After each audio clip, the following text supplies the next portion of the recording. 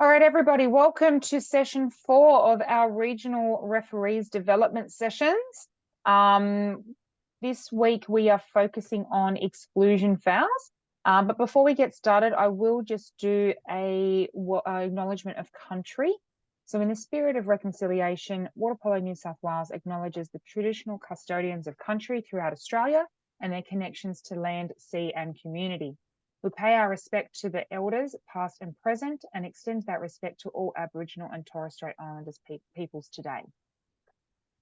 Awesome. So, last week we gave you a little bit of homework to go through the exclusion fouls in the rules, or the competition regulations that are on the World Aquatics website, just so that you had an understanding before tonight's session of what we were going to be talking about. So what I might do is I'm going to share my screen in a moment with our PowerPoint.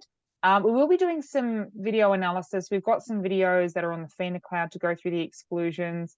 If at any point during these videos, this is going to be your opportunity to put your hand up, ask some questions, from stuff we've already learned as well, that we've already gone through, like in terms of positioning and stuff like that. Happy to replay the videos. You know, they're for the most part, 10 seconds, 15-second clips. So it doesn't give you the full picture of what was happening just before, but it gives you enough idea to get an understanding of what is an exclusion call and what isn't. So I'm going to share my screen now and we'll go from there. Awesome. Can everybody see that? Yes, wonderful. Great. All right. Andrew, I might let you take the floor. Cool. Am I driving or are you driving? I'll drive and you can... Okay, go for it. Alrighty. Hi, everyone. Exclusion fouls this week. Exclusion fouls are controversial. They dictate a lot of the game. There's a lot of coaches that still believe that for it to be a good game of water polo, the exclusion foul count must be equal. That is a load of rubbish. They are what they are. If one team deserves 20, they get 20. If one team only deserves 5, they get 5. Thinking about it with having the be equal doesn't even work if there's a team playing a press versus the other team playing a zone. So you need to get that out of your head. There are still coaches that will check a scorecard and then say you've done a good job if they are even though. So bad coaching. So exclusion fouls, rule 9 under the new World Aquatics rules. So the first 3 of these, 9.1 to 9.3, are describing what's to happen and how it's to happen. So, where they go, what they do, when they can come back. 9.418 describe the scenarios that are exclusion fouls, which shall be punished, except where it says so in these rules, by the award of a free throw to the opposing team and the exclusion of a player who committed the foul. Now, I will point out that 9.2 got updated as part of the new rules in January 1. And basically now it's saying that if you're excluded for the remainder of the game, you still got to touch hands with the substitute if there's one in the corner. The high five thing as well. Next, please, Steph. I will just add that I made some little notes here.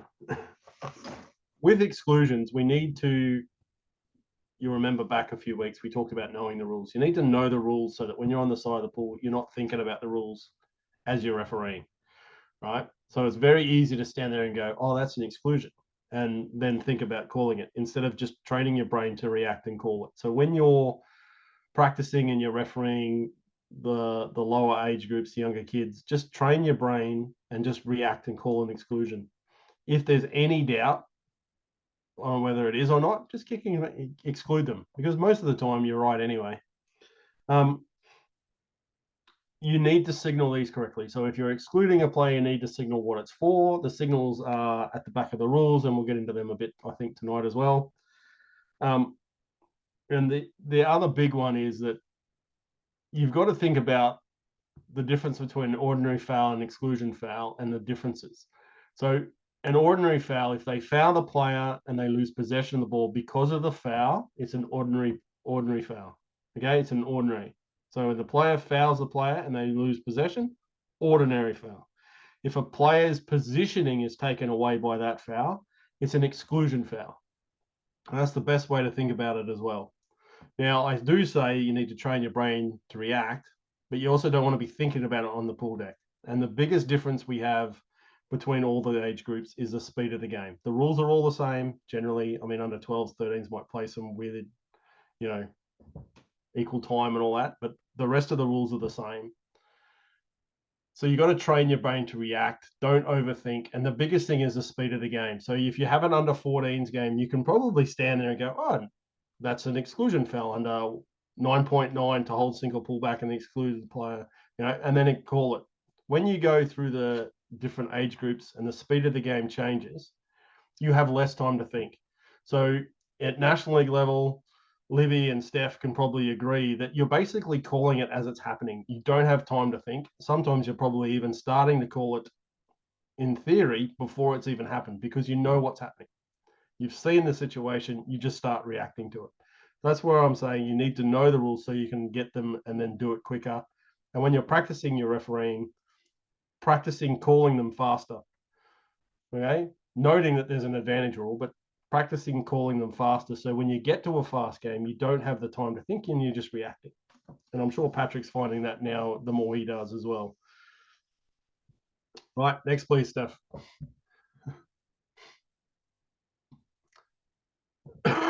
So 9.4, for a player to leave the water, sit or stand on the steps of the side of the pool during play without permission of the referee.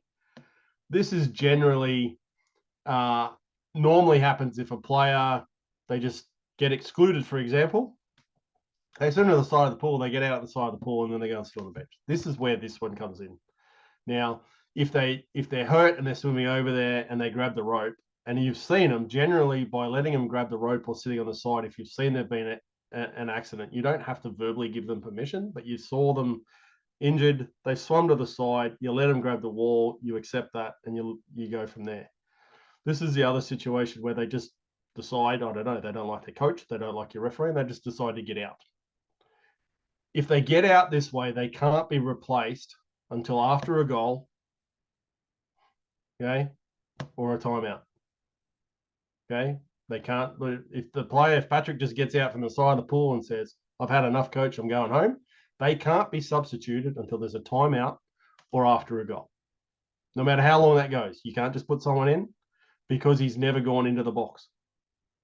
Okay, and it's happened at the national championships for under 18 where a player did it twice because he left the side of the pool, walked away, came back, got in the water, and we said, no, you can't do that because he got in the water, not in the box. He sat behind the box, then he sat on the bench. So the coach actually told his team to let the other team score because this has been going on for about 3 minutes so they can have an equal player because we weren't allowing timeouts at that tournament.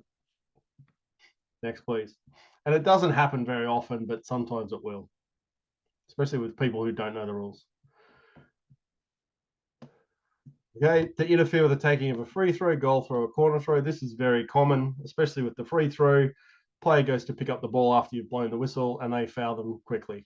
One of the things with this is after a player fouls someone, they're supposed to retreat a meter, approximately a meter from that player. If they don't move back and they sit there, the rule states that they're supposed to move back before they can put their hand up. The explanation that's been given is that if I just sit right in front of Patrick after he's been fouled and I don't move, I am inviting the referee the opportunity to exclude me because I haven't retreated. And me being that close can still interfere with Patrick taking that foul. So if they don't move away, exclude them as well. Okay. Same with the goal throw or the corner throw before they take it, interfering. Oh, here we go. Patrick's got a comment there, Steph. That I can't see.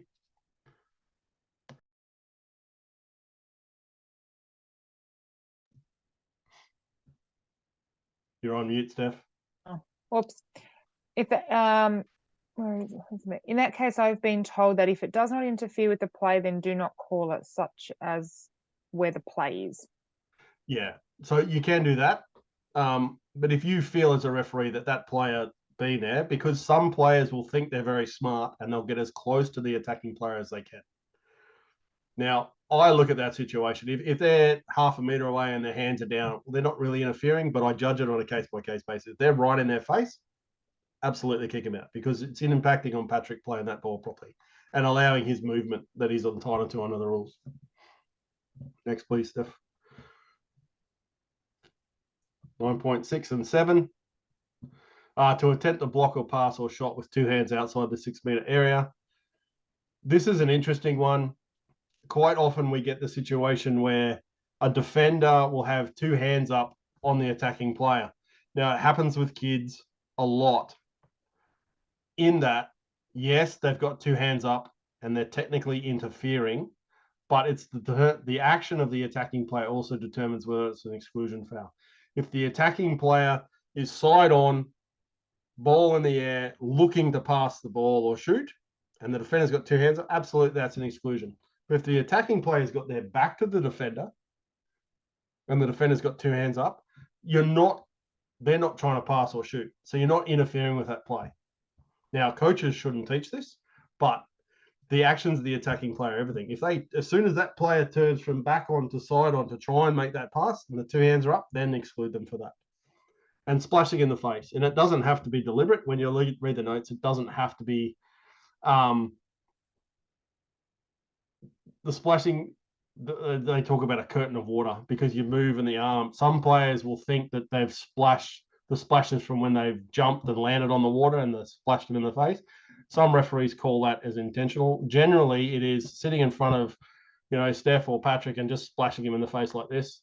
The other one that I don't like that we need to call more of is when defenders put their hand in front of the eyes of the attacking player. Okay, and sometimes that can be misconduct. I don't think that's in the spirit of the game, and that's unsporting-like conduct. So in the first instance, I would probably exclude a player for that. The second time, I would give them a misconduct call for that. A lot of players do it. It happens at all levels, and that's how I deal with it because I don't think it's playing in a sporting-like way. And under the rules, we can exclude them for that.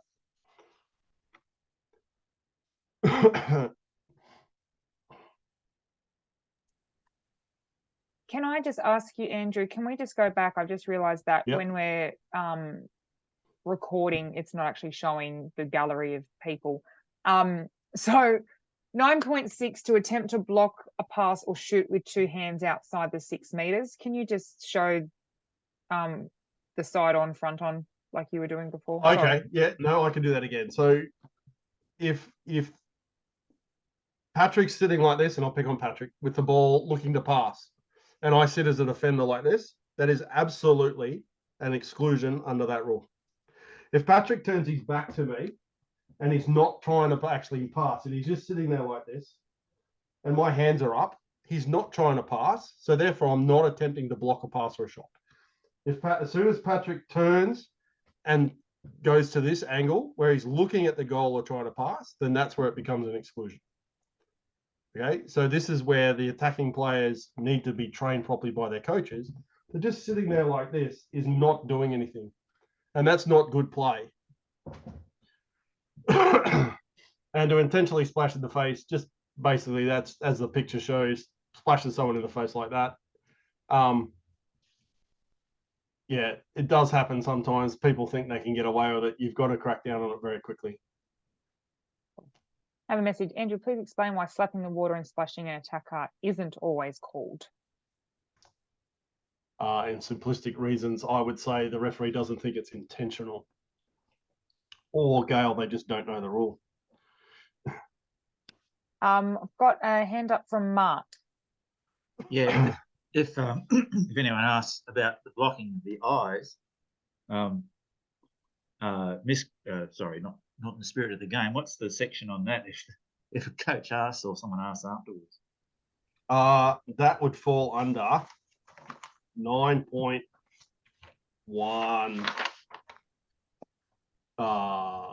Three? No, it's later. Okay. I'll find it, Mark, and I'll let you know. I can't remember off the top of my head. When we get to that one, it's part of Rule 9. So when we get to it, we'll bring it up at that point. We'll get it. Yeah. Okay, wonderful. Question from Coda. Does the two-hand rule apply only when you have done a foul or all the time throughout the game? Patrick's answer is correct. I think all the time. All the time. Yep. all the Wonderful. time. Yeah. Great. Okay. Lovely. All right, I'll move on to the next one. Exclusion foul number 9.8. 9.8. Lovely. To impede or otherwise prevent the free movement of an opponent who is not holding the ball, including swimming on the opponent's shoulders, backs, or legs. And again, holding is lifting, carrying, or touching the ball, but does not include dribbling the ball. Now, there's a contradiction in the rules about dribbling the ball, because when we allow timeout to be called, we've said that they've got possession by dribbling the ball, but that doesn't matter in this situation. It happens a lot, and it happens in every game. The key here is, does that action actually stop the attacking player from actually progressing down the pool? So it happens a lot on a counter attack. They're swimming on the legs. The player in front will pretend, act like they're being held, make sure they are being grabbed or are being impeded before you make the decision. But if the attacking player's got free movement down the pool and the guy's swimming on the leg or the girl, let it go, because it's not actually causing an exclusion foul at that point, and they haven't actually impeded in that sense. And don't forget, attacking players, because I was a goalkeeper, the best position, field players are dirty, and they'll try anything they can to get an exclusion foul.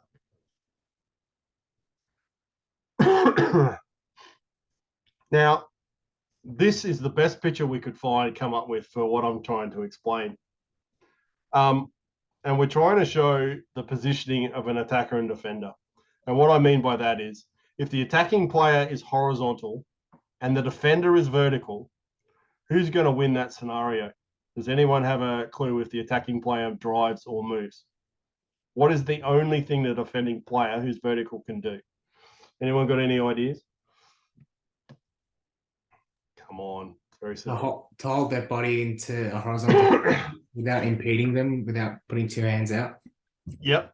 So in this situation, the only thing a defender can do on a drive is grab, because they're in bad position. And the same goes the other way. If the attacker's vertical and the defender's horizontal, the only thing they can do is grab to get around. So when I was away in Serbia before World Juniors with the junior men's team, I said to them, they're making calls for referees easy by being vertical as defenders. They need to be more horizontal, because as soon as there's movement and your legs are down, you're going to grab. Once you grab, you're done. And the first thing that happened the next training session we did that night, the first time the attacking team moved, everyone dropped their legs, and then they got excluded. Okay, so that's the best photo we could find. So 9.9. So for me, 9.9 is probably the most important exclusion foul rule that we have. To hold, sink, or pull back an opponent who is not holding the ball. The notes talk about what possession and holding the ball is, as we discussed it. And it is clear what's happening. And every time you call this one, to hold, sink, or pull back, you actually are holding. So signal what you're doing when you're doing it. And the signal is mainly for the spectators, but also coaches when you're refereeing kids so they understand. It doesn't have to be a two-handed sink. It doesn't have to be a two-handed hold. There's some videos we might show about this as well. 9.10, anywhere in the field of play to use two hands to hold an opponent not holding the ball. And this is particularly on a drive on the perimeter. And I hate to say it, but it generally happens with the females more because of the swimsuits. They sit at the top and just grab. And as soon as the attacking player tries to move, the defender's got a hold of them. The attacker can't move. That's an exclusion foul. Okay, and we've got to crack down on that sort of thing, because it's interfering with the free flow of the game. They're getting a bad advantage from it, from grabbing, and they need to learn how to defend better, which again is the coach's responsibility. So we've got a couple of clips. These ones are from the Easter, where the 15s and 17s, 16s and youth, cadet and youth, boys and girls, I think, were in Canberra. And we had many sessions over 4 days. I think we were refereeing for about 8 hours a day through these sessions. There was about 6 of us that were refereeing. So there's a couple of situations here. I want you to see if you can pick up where the exclusion is that we're talking about.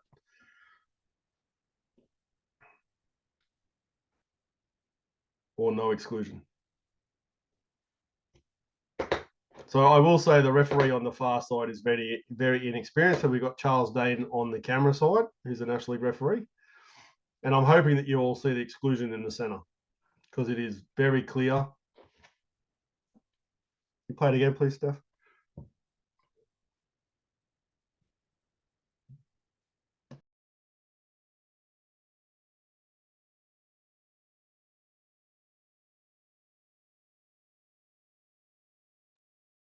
Andrew, you're muted.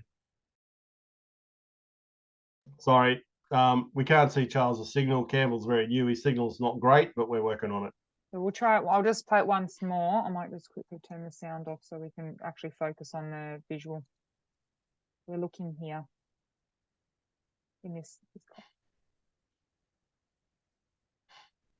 Now you can see in that movement that the centre back's actually in a bad position, and you can almost tell that he's actually not even vertical. He's probably more with his legs underneath the centre forward, and there's no other way he's going to be able to defend that other than to get excluded. Thank you, Steph. So technical fouls, anywhere in the field of play for a defending player to commit a foul on any player of the team in possession of the ball with the intent to stop the flow of attack. This is generally what used to be the two-handed sink. So you have a counter attack, you get over just over halfway, the defender would sink you without playing for the ball and then drop back to try and cover the counter attack. That's a tactical foul, and we've got it, and it's done to expressly shut down the counter attack. Makes an exclusion foul. Can happen anywhere. It's quite common. Coaches actually instruct players to do it, and we need to crack down on it because it actually interrupts the attack and slows it down greatly. And you can basically, with that foul, cost the team a goal. So as soon if they're making an attempt to foul the ball as they foul the player, that's not a tactical foul. If they're going out there and just sinking the player, that's a tactical foul. They're not trying to play for the ball. If at any time they're playing for the ball, it's very hard to call a tactical foul. This is another one that people don't know about, 9.12, to make disproportionate movements, including kicking or striking. In the glossary, disproportionate movements is defined. Now, it never used to be. This is one of the rules that a lot of people don't know about. And, you know, every time someone kicks someone or punches someone or strikes someone, they always think it's a violent action or misconduct. But you can still kick someone and have it not as a violent action or misconduct, and this is what covers it. And this is generally where you're in attack and you're holding the ball and the player comes out, and as they foul you, they smack your chest really hard. That's technically striking someone. That's why it's an exclusion, even though the person's holding the ball. That's where that one comes in. Now we get into the juicy ones. 9.13. To be guilty of misconduct, including the use of unacceptable language, aggressive play, refusing obedience to or showing disrespect for a referee or official, or behavior against the spirit of the rules and likely bringing the game into disrepute. The disrepute part always causes issues because every time you send it to a judiciary, you get different answers, but we don't need to think about what the judiciary does. We just need to react at the situation. So the notes there. Should this occur during the game, the offending player shall be excluded from the remainder of the game and must leave the competition area. Should the incident occur during interval between periods, during a timeout or after a goal, the player shall be excluded for the remainder of the game and a substitute shall be eligible to re-enter immediately prior to the restart of the game, and play will restart in the normal manner. And when one or more players of a team persist in repeated fouls other than aggressive player misconduct or protest referees or officials' decisions without the use of unacceptable language, referee may show a yellow card to the offending team. So 9.13.3 is a new one that was added in, and we can just remember that. And we'll go through it very clearly. When you call a misconduct foul, you have to follow the procedure correctly. You have to signal the exclusion like a normal exclusion.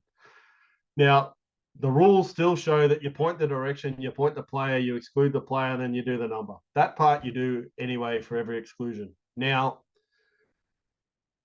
the rest of that is you've got to signal the misconduct part, which most people call as rolled, which is this signal.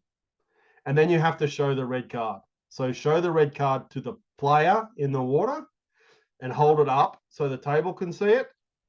And generally, you can show the coach. So he knows or she knows that the player's out with a red card. So that's the first most important part, is the player in the water that they know they got a red card.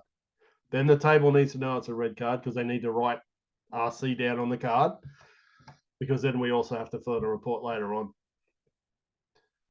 Disrespect for the referee or official. The guidelines for this vary. And realistically, if Steph glares at me when I'm refereeing and she doesn't like my call, that's probably enough to exclude her for misconduct, according to the rules. I think that's harsh, and I'd probably give her a warning for that and that sort of thing. Disrespect for the referee could also be them not listening. So refusing obedience, not listening. So for example, when you're taking a penalty throw, for example, and the goalie comes off the line, you blow the whistle to get them back on the line. They come off the line again, they're now refusing obedience. You can exclude them. Now, what generally happens is I would exclude them for 20 seconds, okay, because they're refusing your thing. If they did it again in the same game, you could probably do it for the game. You can also exclude a player on the 6 meter line for the penalty for the same thing. The yellow card is a new one. So we've had it for a while for simulation, but now with them, continuing to mouth off in the water, you can actually stop the game, show the yellow card to the players in the water. That is a general warning. So you got the blue team, they're all mouthing off every time. Show them the yellow card. I guarantee you none of them will know what it's for. And you'll probably have the smart people say you can't yellow card a player. The rules say we can now. Yellow card. So that the next time Patrick then abuses me, guess what, Patrick? Here's your red. You can't then argue, oh, I didn't get a warning. The whole team got a warning in the yellow. Okay, it's very simple. And hopefully you don't have to call this, but we need to crack down on this sort of unacceptable language and the aggressive play. And when we're writing our reports, we'll probably cover report writing as well in a couple of weeks, but you've got to be specific. And as Patrick's found, because he's done one recently, I hate writing them because every time someone appeals, they nitpick. Oh, you spelt the word wrong. You didn't dot your I properly. I don't care about that. I'm just writing what happened. And we need to get it right, and we'll cover that in a couple of weeks. Next, please, Steph. The big one now, to commit a violent action. So this used to be called brutality. And apparently the word brutality was too brutal, so they changed it to violent action. Although I was told today that FIFA and the soccer still call it brutality. To commit a violent action, including kicking, striking, or attempting to kick or strike with malicious intent. And it's important to remember the malicious intent. An opponent or official, whether during actual play, during any stoppages, timeouts, after a goal has been scored, or during intervals between periods of play. And again, we go through the thing. Point 1, should this occur during the game, the offending player shall be excluded from the remainder of the game and must leave the competition area, and a penalty throw awarded to the opposing team. Should it occur during stoppages, timeout, or after a goal, in intervals, so it'll happen again, but there's no penalty throw. So they're still down. If those that don't know, for a violent action, you exclude the player for the game. They play a player down for 4 minutes. Now, the timekeepers need to be aware of the 4 minutes, and hopefully their maths works in their head when they're trying to calculate the 4 minutes. And then you give the penalty as well. There generally should be a yellow flag on the bench. Now, when I started refereeing, the yellow flag was held over the edge of the table and signaled last minute. Now we're supposed to announce last minute, and the yellow flag is for when the player who's been excluded for violent action can return. So you hold the yellow flag and a blue or white flag up at the same time, and then the player can come in after the 4 minutes. Just on the 4 minute thing, depending on your local competition rules, the New South Wales competition rules, where games are running time, it is 5 minutes. It gives that extra minute of play without a full team in the water. But just check your local competition in regards to that. The 4 minutes is in regards to actual time, international time. Yep. And point 3, if you call it simultaneously on players of opposing teams, You exclude both players for that. The team which had the possession of the ball will shoot first, followed by the other team shooting a penalty throw. Okay. It does happen occasionally. I hate when it happens, but it does happen occasionally because you can't control players. And even now, I still feel bad, responsible when I have to give a red card. I always feel like it's my fault, even though it's never my fault. I always feel bad doing it because there's always some person in the crowd that accuses the referee of killing the game or ruining the game by doing this. It's not our problem that it's happened. As we saw in the World Championships, there was, I think, 6 or 7 done in the World Championships. It just happens. You just move on. 4 minutes now, teams can actually play through 4 minutes, and if they defend well, they can get through it, not being too many behind. I think the US actually scored 2 goals to 1 while they were down for 4 minutes, so it can be done. And realistically, you can't stop a player from punching someone or kicking him. Next, please. In the case of simultaneous exclusions of opposing players, teams during play, both players exclude for 20 seconds until the earth occurrence in 9.3 or at the next change of possession. And this is important. The possession clock is not reset. So it used to be that when there was a double exclusion, the shot clock reset. So attacking players would intentionally grab a defender, take them underwater, hoping they'd both be excluded, then they get a new shot clock. So now if that happens, there's no shot clock reset. So if there's 2 seconds, there's 2 seconds. Bad luck. Now, the important thing for this is with a double exclusion, the best way to deal with it is if you're going to call one, get the ball out of the water, put the ball on the ground, exclude both players, signal both players to the players and the official table. You must wait till both players get to their respective exclusion boxes before you put the ball back into play. And the reason we do that is, I'll pick on Mark and Tom.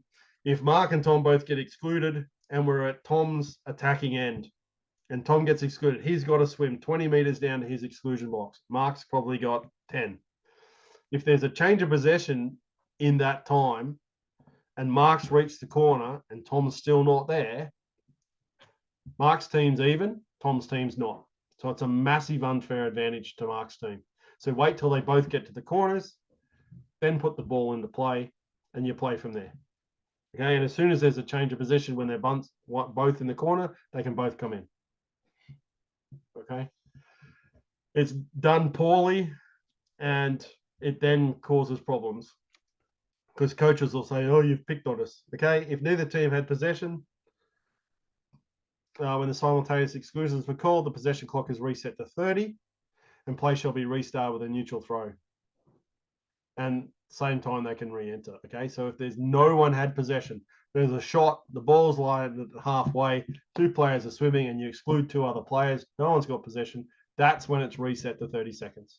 That one there, and that's the only time. And you start it with a neutral throw. Okay?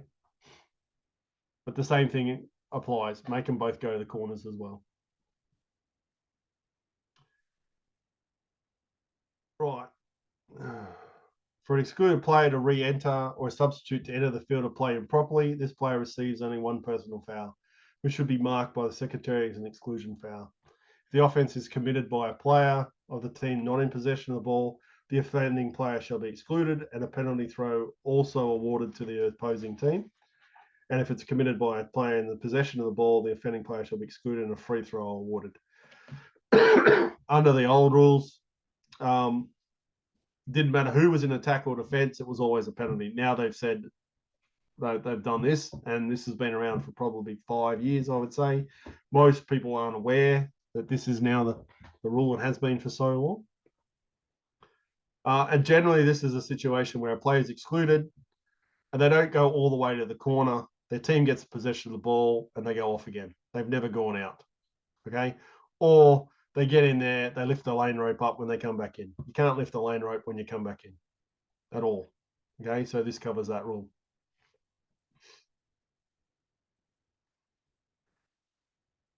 To take it, interfere with the taking of a penalty throw, the offending player shall be excluded from the remainder of the game with substitution after the earth's occurrence, and the penalty throw shall be maintained or retaken as appropriate.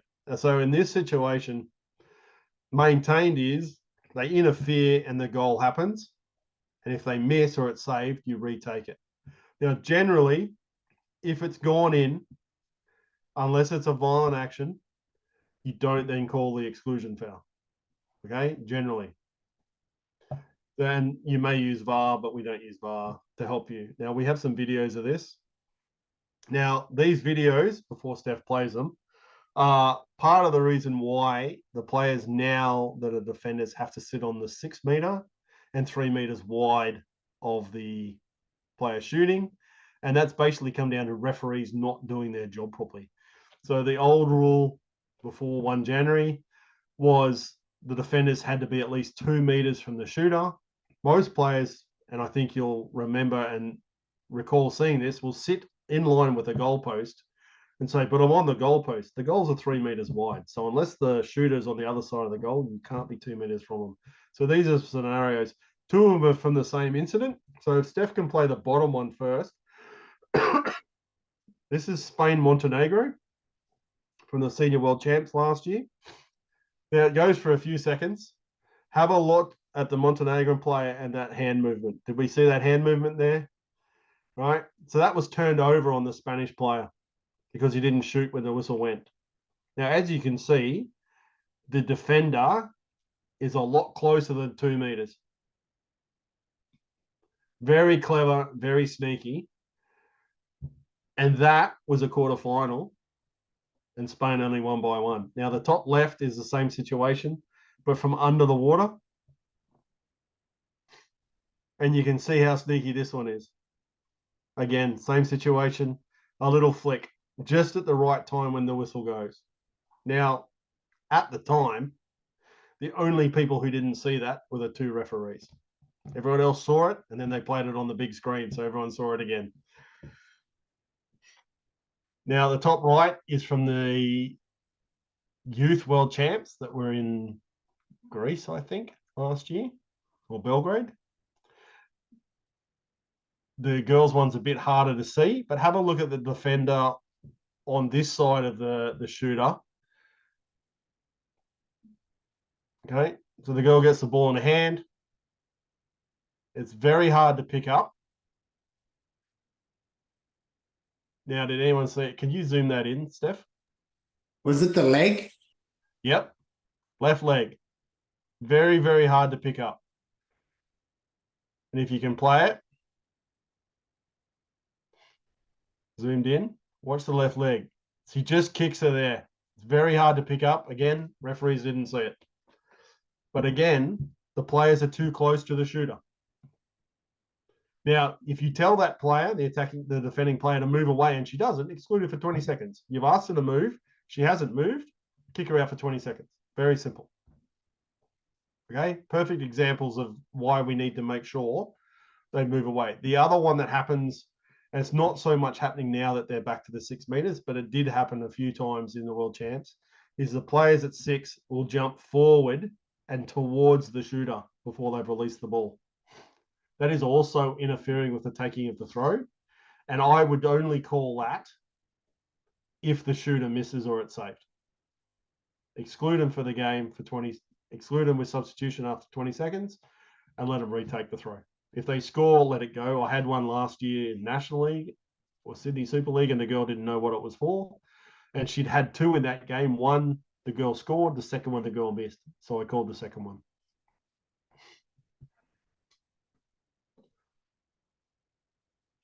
Okay. 9.18. For a defending goalkeeper to fail to take up the correct position on the goal line, to taking of a penalty throw, having been ordered once to do so by the referee, and another defending player may take the position of the goalkeeper without the privileges. This happens quite often, and the rule's clear. The goalkeeper, the only part of the goalkeeper's body that has to be behind the line is any part that's above the water, therefore the head. So they can sit with their head behind the line and the rest of their body, as long as it's below water level, in front of the line. Okay, but you need that head back. So they come forward because, as we know, it's only 5 meters. You need every advantage you can get. It's about cutting down the angle, so they want to come forward as fast as they can. They move forward, blow the whistle to get back. Generally, we're too nice and we give them probably 4 or 5 times to get back.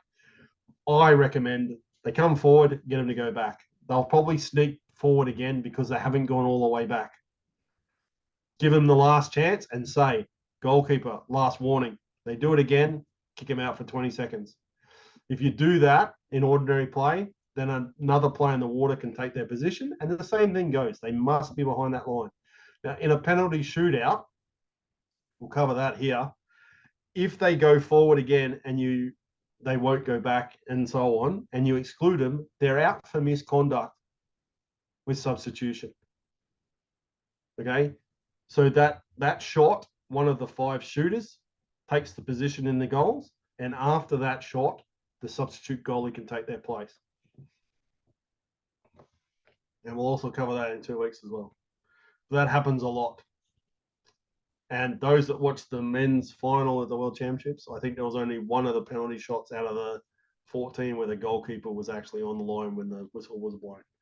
One of the other things with a penalty throw is that the goalies can move on the whistle. So once the whistle's blown, the goalies can come forward. The defenders are not supposed to move until the ball has left the hand of the shooter. So it's a very big timing thing. Now, we teach referees to stand on the 5-meter line for the penalty throw. There is nothing stopping you from standing between the 5 and the 2 if you want. Okay? If the goalie keeps coming forward and they've done it every penalty throw, just move down closer, make them stand back. You'll know from your angle whether the shooter is behind the 5 as well. Okay, and we get to the signals, and the signals again are very clear. Okay, so the signal exclusion, as you can see, they're pointing the direction and then pointing the player and excluding the player with a number. Most of us don't do that. Most of us point with the hand at the attacking area that we're doing and then exclude that way. Whichever way works as long as it's clear. The 2-player exclusion is the same thing, except they should have a ball at their feet. It's much easier if you take possession of the ball when you do a double exclusion. It's clear, then everyone knows what's happening. I know that there's some commentators that do games in Australia that think it's, we love it, but we only do it when we have to do it. Misconduct, again, is the rolled thing. So you go through the process of the exclusion, then the misconduct signal, and then the red card. And the violent action substitution, 4 minutes of exclusion, same thing. There's a lot of these. To hold is very simple. Just grab your wrist.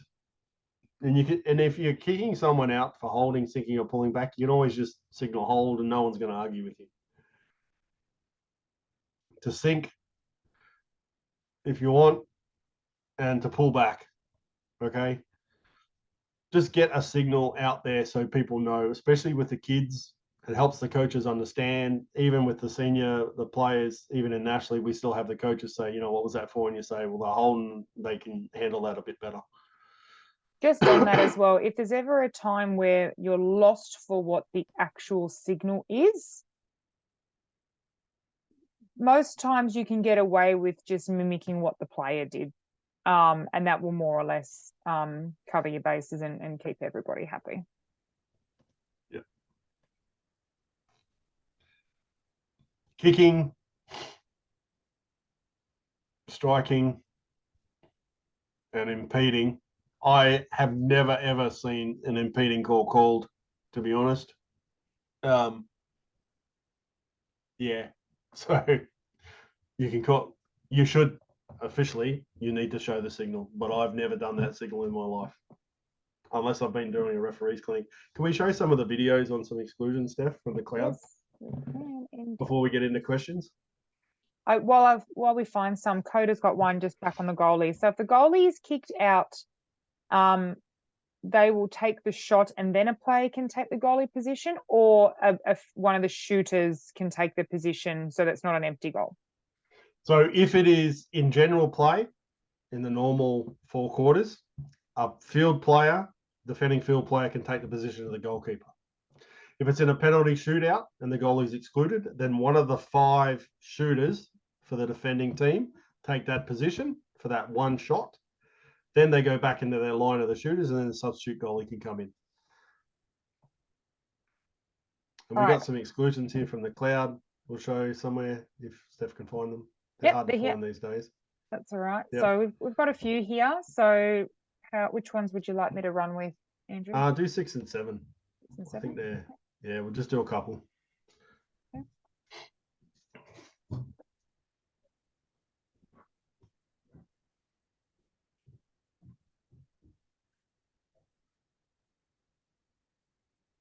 Okay. So this is a counter-attack one.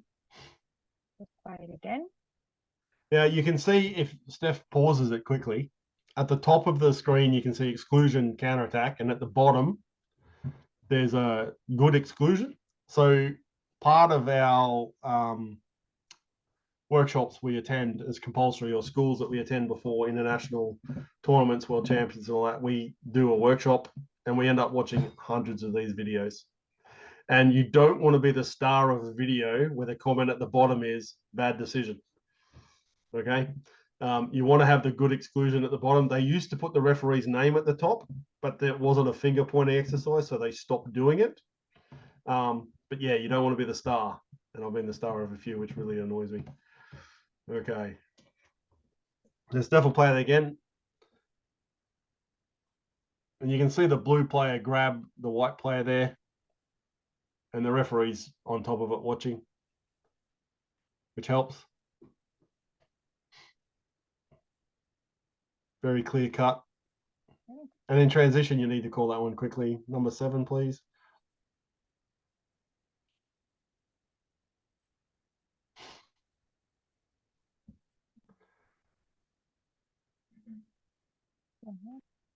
Now they're here. There's several that you could have probably called.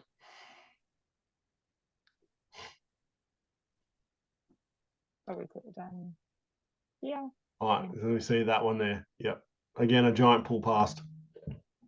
We'll grab when they're doing it to try and stop the counter attack.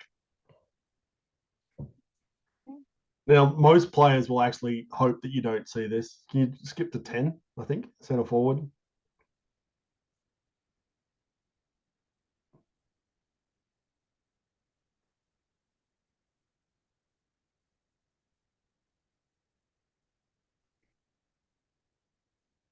Right, so you can see the defending player is making no attempt to actually try and play for the ball. She's been caught in a bad position. The center forward's probably holding. In fact, probably most definitely holding, but you can't see it. And that's an exclusion foul. Now, some coaches would think, oh, that's pretty light, but light, heavy doesn't matter. There's still happening. There's probably another one there you can call as well in the center. There was another one. I think it's this one.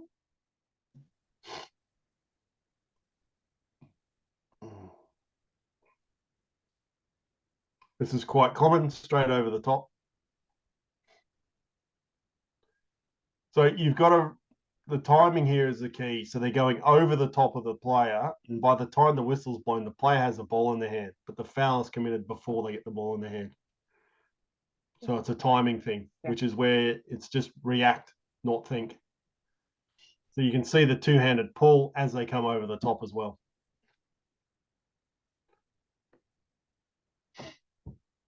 Let's do one more. I think it's Save the penalties for next week. Do number 12. number 12. Yeah. I can't remember that one.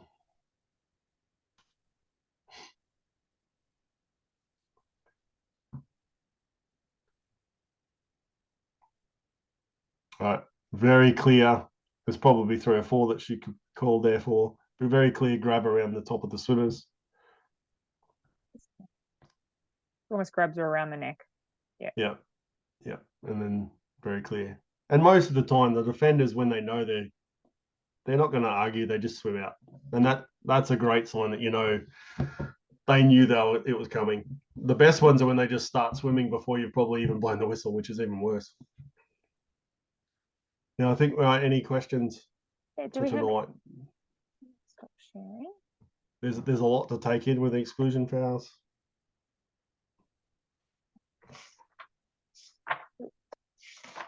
Do we have any questions? I mean, reading the rules ahead of tonight's session would have helped a lot to understand what we were going through and what we were talking about. So you're not having to try and learn along the way. You've already got a base there. visually as well. It's really good to see what we're talking about. I did have some more videos that I wanted to show, but again, I had some technological issues this evening, so I wasn't able to drop them in. But if I can send them across after tonight's session, the little clips, I'll send them across in a little compressed folder, so you can have a look, and I'll label them with what they are and what rule they relate back to, just so you've got some reference points for yourself as well. Are there any questions at all, or is it all pretty, I mean, as convoluted as it is and as much information as it can be, it is pretty clear cut, and pretty easy to understand as we're going through these sessions, particularly these ones. No good. questions. Nice. Wonderful. Well, if you do have questions, please don't hesitate to email through to the referee's email address. If you find a video that you want to link to, if it's on YouTube, or if you can explain the situation, diagrams are very helpful to give us an idea of what the situation was taken about, and then we can help out with that. But otherwise, next week we're going to go through penalty fouls.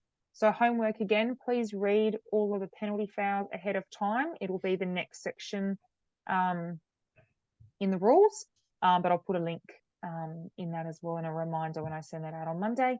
And for those that haven't seen it yet, the first 3 sessions are now up on our website under when you go to officials and refereeing info, there is a 2023 presentations page there. So the 3 videos are there through YouTube, and I'll put this one up over the weekend as well. So before we go, Mark, yes. Can you send that link through then, please? I did send it through the other night to everybody, but I'll resend it. Yes, absolutely. Just with those videos, the first 3 sessions. Not a problem. Yeah, I'll send that through again. Yep. Wonderful. Well, if no one has any more questions, it was lovely to see all your faces again. We've got 4 down, 2 to go, and we'll see you all next week for penalty fouls. Have a great evening, and I'm just going to stop the recording now.